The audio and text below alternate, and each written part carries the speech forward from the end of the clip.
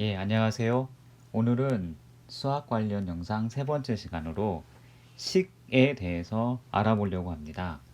수학에서는 식이라는 말이 되게 많이 나오는데, 학생들이나 저희들이 식에 대해서 정확하게 어떤 머릿속으로 구체적인 상상을 하고서 하는 것이 아니고, 그냥 수학이니까 식을 써야 하나 보다 라고 생각을 하는데요. 그래서 저는 이제 식에 관련돼서 이렇게 생각하는 게 어떨까 하고 학생들한테 설명을 합니다.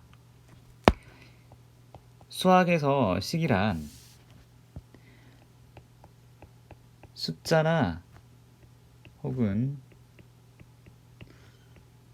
문자가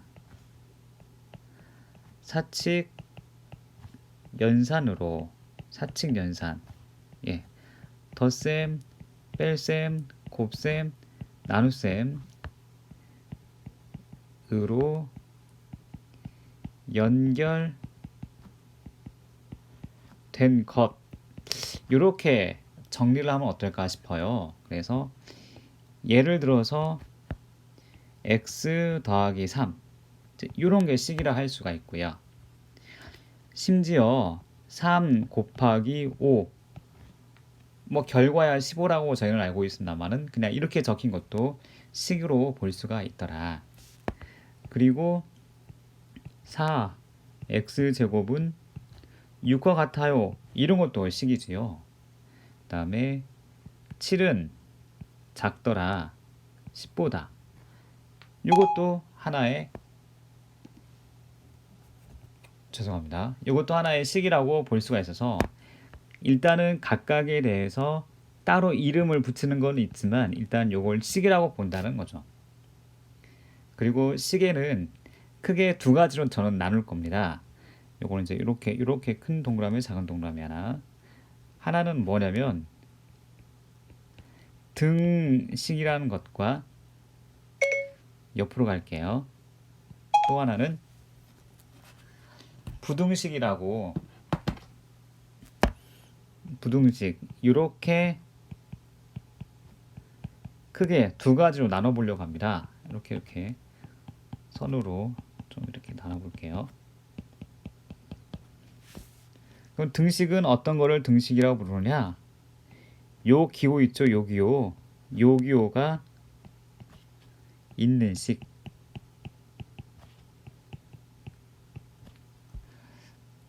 저희는 이걸 하도 초등학교 때부터 는 이렇게 읽었기 때문에 대부분 이걸 는으로 알고 있는데, 요 기호의 이름은 등호이고요. 이 기호가 나타내는 의미는 서로 같다, 이거를 의미하는 거죠. 그래서 이 등호가 있는 식은 전부 다 등식이라 부르고요. 그럼 부등식은 등호가 없는 식이면 전부 다 부등식입니다. 그런데 이제 주로 사용하는 것이 이제 이렇게 생긴 기호, 이렇게 생긴 기호, 이렇게 생긴 기호, 이렇게 생긴 기호가 있는 식. 요걸 저희가 이제 부등식이라고 부르죠. 그래서 각각에 대해서 뭐 초과, 미만, 이상, 이하 이렇게 부르지 않습니까? 요거는 저희가 이제 왼쪽 기준 뭐보다 작다라고 그러니까 미만. 요 친구는 초과. 요 친구는 작거나 같으니까 이하. 마지막에 있는 친구는 이상이라고 이제 저희 한국에서는 이렇게 부르지요. 등호가 있는 식, 등식은 크게 또 다시 두 가지로 나눕니다. 지금 하고 있는 내용은 거의 중학교 1학년 수준에 해당하는 내용이거든요. 등식은 크게 항 등식과 방 정식으로 크게 두 가지로 이름을 부르게 됩니다. 즉, 등식의 형태에 따라서 각각의 식에 대한 이름을 너는 항등식이야, 너는 방정식이야, 이렇게 이름을 붙이는데요. 저는 항등식을 이렇게 한번 생각을 해봤습니다. 무조건, 좌, 쉼표, 우가 같은 식.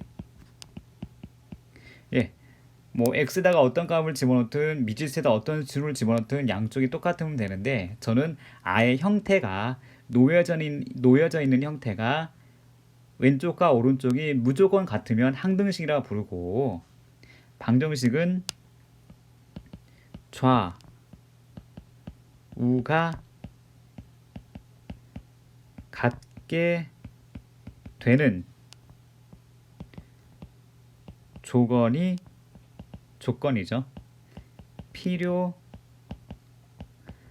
식을 방정식이라고 부른다. 이렇게 정리하면 어떨까 이렇게 생각을 했거든요. 그래서 저희가 사용하는 이 조건을 뭐라고 부르느냐? 요 조건을 우리가 해 또는 근 또는 풀었다. 예, 방정식을 풀었다. 그 조건을 찾으면 우리는 방정식을 풀게 된 거야. 자, 이렇게 표현하면은 아마 외우는데 좀 더 도움이 될까 싶어서 저는 이제 이렇게 외우기 시키거든요. 그래서 식이라는 것에 대해서 저희가 뭐 눈으로 보면 이걸 식이라 하지 라고 말을 하는데, 정말로 식이 뭐냐고 말로 설명해 보세요 그러면은 조금 이걸 어떻게 할지 좀 힘들어하는 경우가 있는데, 그냥 뭐 연결된 건데 숫자나 문자가 사칙 연산으로 연결된 것, 이렇게 기억을 하면 좀 더 좋을 것 같고요. 그 식 범위 안에서 등호가 있으면은 등식, 등호가 있지 않고 이게 부등호라 부르지 않습니까? 미만, 이상, 초과, 이하를. 그러면 부등식이라고 부르는 게 좋겠다. 여기 이제 등식에서 예를 들어서 등식입니다. 5 더하기 4는 같아요 10, 이렇게 적혀 있어도 요거는 등식이 맞습니다. 등식이. 그러나 이 등식은 틀렸다라고 제가 말을 하잖아요. 그러니까 이거는 false. 이거는 등식인데 참 거짓을 나눌 때 거짓에 해당하는 등식이야. 이제 이렇게 저희 수학에서는 이름을 부릅니다. 부등식도 크게 저는 두 가지로 나누는데요. 항등식과 빗대어서 무조건 그 부등호의 방향이 바뀌지 아니하는 절대 부등식과 절대 부등식. 뭐 가장 대표적인 예로 어떤 실수의 제곱은 0보다 크거나 같더라. 이게 이제 가장 대표적인 예로 저희가 표현할 수가 있겠죠. 그러면 이 절대 부등식은 주로 사용하는 데가 증명 과정에서 많이 사용이 되고요. 그다음에 저희가 말하는 그냥 부등식, 오랜말이 절대니까 상대 부등식 이렇게 말을 해도 이렇게 좋겠습니다만은, 그냥 저는 요거는 이제 일반 부등식이라고 할게요. 일반 부등식. 이건 저희가 방정식과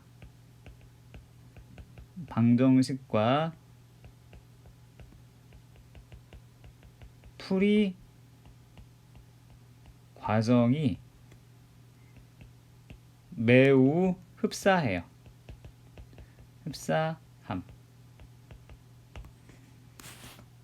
주의할 점은 부등호의 방향이 바뀔 수 있는, 마이너스를 곱했을 때에 부등호의 방향이 바뀔 수 있는 그 상황만 방정식과 조금 다를 뿐, 부등식 풀이하는 과정은 방정식의 풀이하는 과정과 매우 동일하더라 해서 저는 식에 대한 내용을 이렇게 크게 등식과 부등식으로 나눕니다.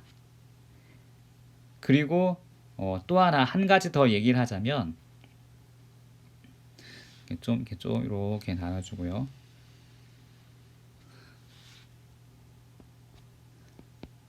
단항식과 다항식에 대해서 이렇게 정리를 하려고 합니다. 그래서 식이라는 큰 범주에서 네 가지 말 등식, 부등식, 왜 안 내려오지? 등식, 부등식, 단항식, 다항식 이렇게 크게 네 가지 이름을 구분해서 놓으면 되게 좋을 것 같아요. 단항식에 대해서는 저는 이거를 학생들한테 어떻게 설명을 하냐면 단항식은 말이야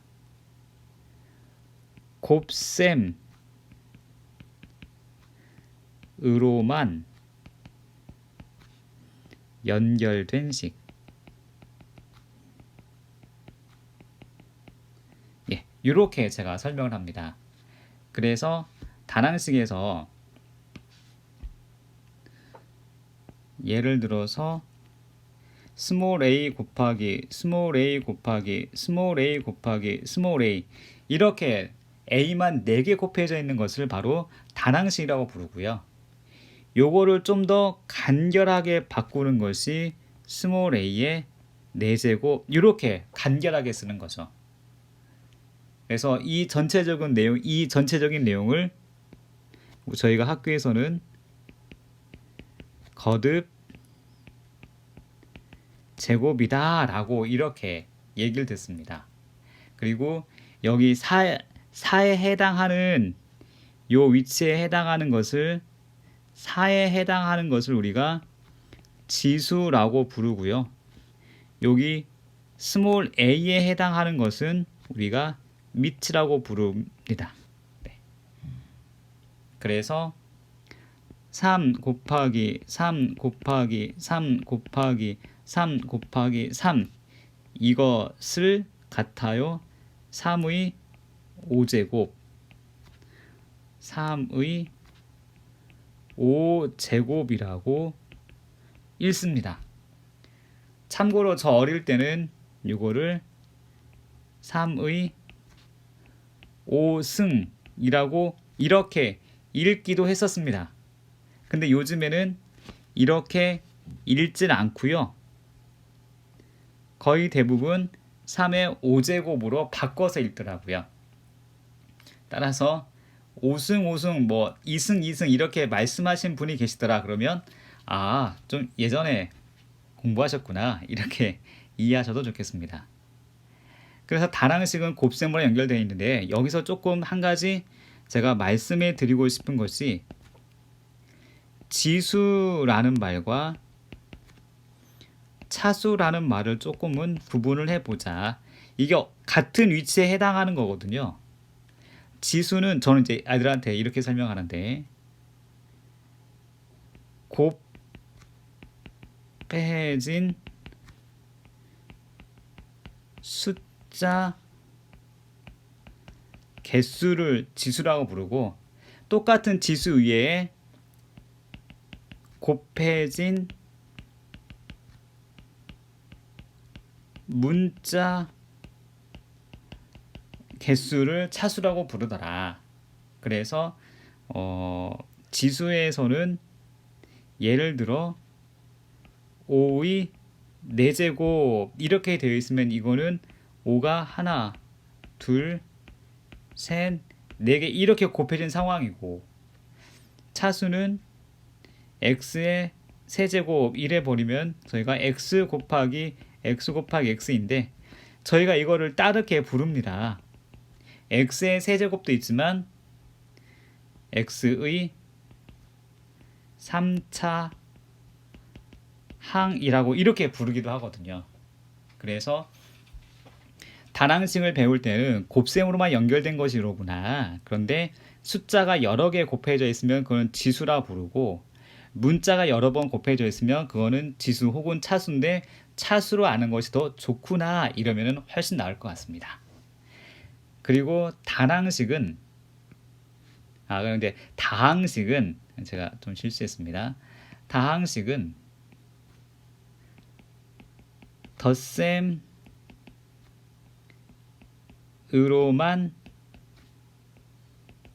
연결된 식 이렇게 이해하시면 좋을 것 같아요. 예를 들어